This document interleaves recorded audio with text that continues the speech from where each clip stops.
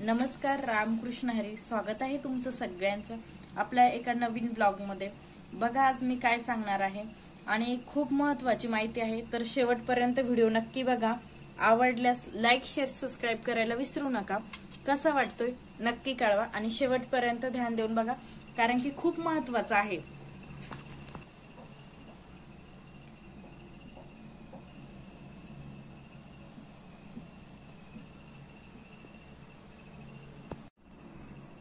तर आपल्या घरावर कितीही मोठं संकट येऊ द्या, तर आपण जर हा पर्याय केला तर त्यामधून नक्की आपल्याला काहीतरी मार्ग निघेल.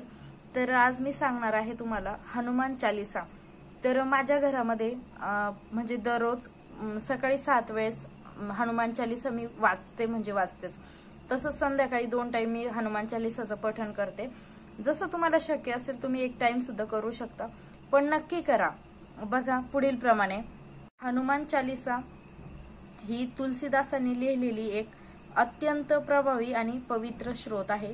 म्हणजे दररोज श्रद्धेने आणि मन एकाग्रतेने जर आपण हनुमान चालीसा वाचन केलं तर खूप सारे फायदे आहेत. त्यामध्ये आध्यात्मिक, मानसिक व शारीरिक फायदे होतात त्यामुळे, बरं का.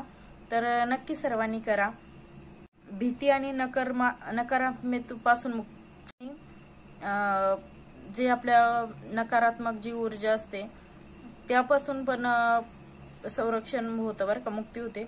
हनुमान चालीसा वाचल्याने मन शांत राहतं. मनातील भीती तसेच दुःख, जसं की वाईट स्वप्न यापासून पण संरक्षण होतं, बरं का.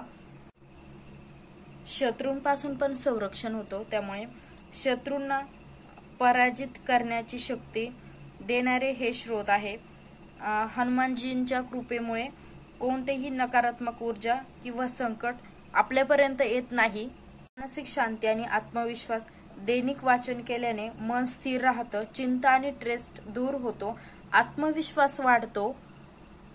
आरोग्य लाभ. हनुमानजींना आयुर्वेदिक शक्तीचं प्रतीक मानलं जातं. हनुमान चालीसा वाचल्याने मानसिक थकवा, निद्राश अवस्था यामध्ये लाभ होतो. आणि आपल्यावरती जर समजा कर्ज वगैरे जर झालेलं असेल तर त्यामध्ये पण खूप म्हणजे असं फायदा होतो, बरं का, त्या गोष्टीचा. की काय करायचं की प्रत्येक शनिवारी जे घरातील म्हणजे कर्ता पुरुष आहे, व्यवहार जो पुरुष आपल्या घरातील बघतो, की त्यांना सांगायचं की तुम्ही हनुमान चालीसा ही जे आपलं हनुमान मंदिर आहे तिथं जाऊन 7 वेळेस पठण करावी. आणि जे प्रत्येक शनिवारी तेल आणि नारळ घेऊन जाणे आणि तिथं दिवा लावून नारळ फोडणे. तर यामुळे पण असं जर तुम्ही 5 शनिवारी केलं आणि शनिवारचा जर उपवास केला तर याचा पण खूप फायदा होतो. तर असे वेगवेगळे फायदे आहेत. तर नक्की व्हिडिओ कसा वाटला कमेंट्स मध्ये कळवा. आवडल्यास लाईक, शेअर, सबस्क्राईब करायला विसरू नका. व्हिडिओ बघितल्याबद्दल धन्यवाद.